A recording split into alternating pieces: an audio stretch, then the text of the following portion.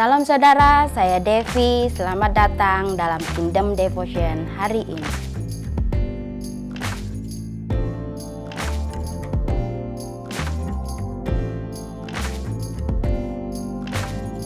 Hari ini kita akan membahas Lukas 18 ayat 9 sampai 14, perumpamaan tentang orang Farisi dan dengan pemungut cukai. Ayat 9 mengatakan, dan kepada beberapa orang yang menganggap dirinya benar dan memandang rendah semua orang lain, Yesus mengatakan perumpamaan ini. Saudara, kita akan belajar dua karakter dalam perumpamaan kita hari ini, yaitu di dalam Lukas 18 ayat 9 sampai 14. Dalam perumpamaan kali ini kita akan belajar dua karakter dan bagaimana sikap yang benar ketika kita datang ke bait Allah. Datang dalam hadirat Allah. Ada dua karakter dan dua sikap yang akan kita belajar hari ini. Karakter pertama, seorang Farisi.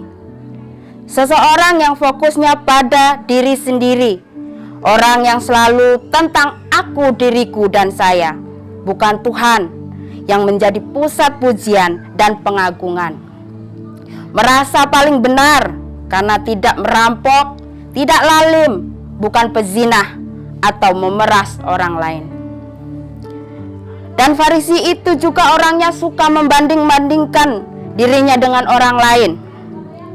Farisi berkata bahwa dia tidak seperti pemungut cukai. Bukankah dia sedang membanding dirinya dengan pemungut cukai di hadapan hadirat Tuhan?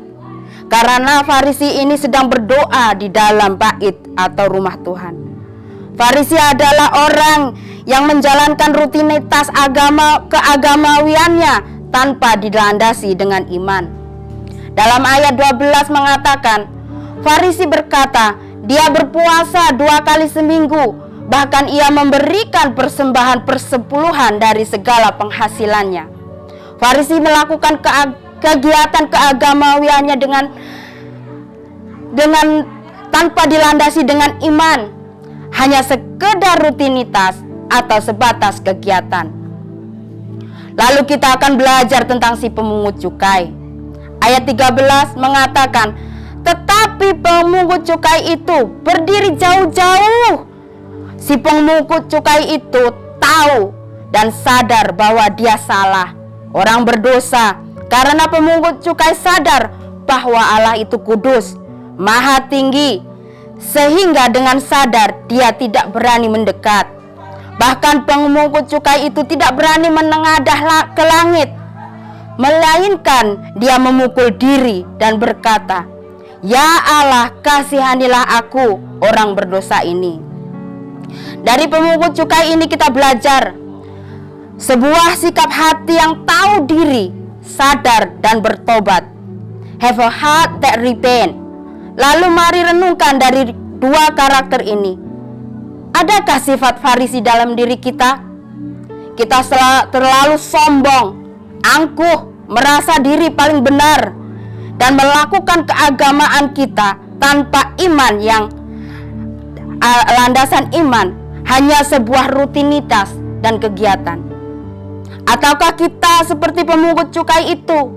Dia tahu salah dan berdosa sehingga dia nggak berani datang dan mendekat kepada Allah. Karena kita merasa dosa dan pelanggaran kita terlalu banyak. Kita terlalu kotor. Namun ada kabar baik saudara. Kita punya kasih karunia di dalam Kristus. Karena pengorbanan keselamatan di kayu salib, kita ditebus. Kita diselamatkan dan kita disucikan sehingga kita dikuduskan agar kita oleh kasih karunia dalam Kristus, kita bisa dengan berani datang menghampiri tata Allah yang kudus dengan darah Kristus, anak domba Allah itu. Mari saudara kita datang dalam rumah Tuhan dengan keberanian ilahi dalam Kristus. Kita menghampiri tatanya yang kudus oleh kasih karunia.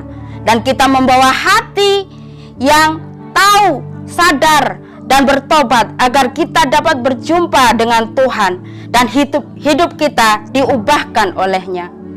agar pikiran kita hanya memikirkan apa yang kudus dan suci.